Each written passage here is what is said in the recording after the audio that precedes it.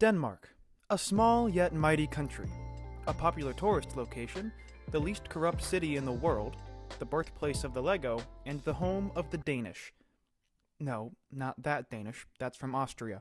The home of that Danish. This quaint seaside European peninsula sits on the northern border of Germany, surrounded by the Northern and Baltic Sea, as well as many smaller Danish islands.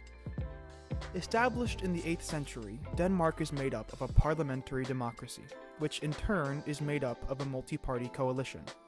This group of three main parties, the Social Democratic Party, the Liberal Party, and the Moderates, ensures that no one group has substantial power over the other in decision-making and control within the country. In comparison with the United States' individualistic nature and emphasis on limited government intervention, the government of Denmark plays a central role in ensuring equality and public welfare among its people, showcasing their status as a truly collective community. One benefit to the collective nature of Denmark is the lack of trade barriers and emphasis on free trade. According to the Ministry of Foreign Affairs of Denmark, quote, Denmark's international trade policy fundamentally aims at promoting free trade on a global basis and securing market openings with key trade partners. As a member of the European Union, it does have to abide by some universal rules. These guidelines include restrictions on the export of dual-use items and the shipment of waste, as well as a universal tariff of 5 to 14% on industrial goods. Because of the near non-existent presence of trade barriers in Denmark, it participates in large amounts of trade with nations near and far. Some of their main trade partners include Germany, Sweden, the Netherlands, Norway, the US, and China. Prominent imports include cars, crude and refined petroleum, electricity, and packaged medicaments, and their main exports include industrial machinery, chemical products, furniture, pharmaceuticals, canned ham and pork, windmills, and annoying little blocks that always appear under your foot at the worst times. What we intend to focus on, though, is one of Denmark's naturally abundant resources: fish. Specifically, herring. Seeing as Denmark is nearly 99% surrounded by water, with 103 ports around the country, fishing is a very popular and profitable industry. Atlantic herring, one of the most abundant species of fish caught in the North Sea, accounts for a quarter of all landings in Denmark annually. According to Denmark's Stat Bank website, the value of landings from Atlantic herring caught in 2023 was roughly $909 million, with an estimated 828,000 tons caught in the same year. This stands in stark contrast to the estimated 10,000 tons caught by the US in 2023.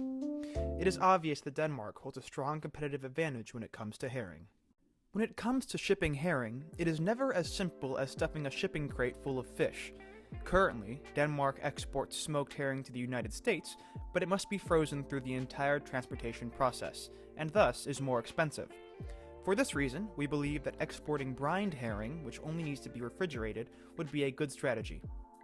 This brined herring can be manufactured in Denmark into bait for use in the fishing industry, or into pickled herring for consumption, and therefore has multiple uses in the United States.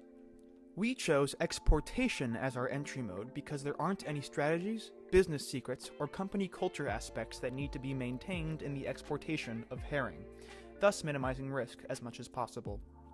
With a value-to-weight ratio of $18 per pound, this can mean up to over $1 million of fish per shipping container, which is pretty good. Now, this does not come without its fair share of regulations and rules to follow. The EU Fisheries Control System and Common Fisheries Policy, or the CFP, outlines guidelines focused on keeping fishing in Denmark environmentally friendly and efficient. One example of this policy is the Conservation of Fishery Resources and Protection of Marine Ecosystems regulation, which limits things like the size of the net used as well as the size of the mesh in that net. This ensures that the companies that catch, prepare, and export the herring don't try to cut corners. If they did so, it would make them lose business both internationally and locally within Denmark. Danish fisheries need to stay up to date on the changes and rules outlined in the CFP, as the EU holds the right to audit at any time.